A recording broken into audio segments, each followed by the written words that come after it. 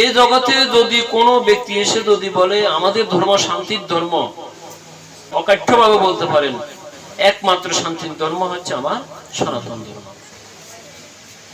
যেখানে আঘাত প্রাপ্ত হয়েও কখনো আঘাত দেওয়ার চিন্তা করে না। সেই শিক্ষাটা আমরা কোথা থেকে পাবো? সে হরিদাস ঠাকুরের জীবনী থেকে পাবো।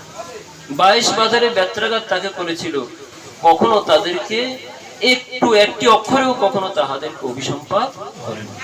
বুঝছেন?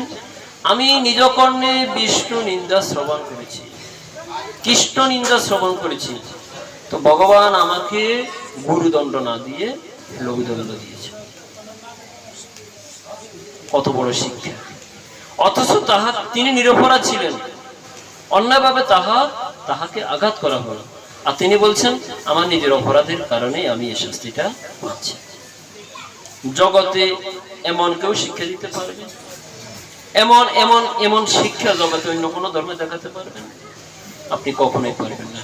যে শিক্ষাটা এই আমার হরিদাস ঠাকুর আমাদেরকে দিয়ে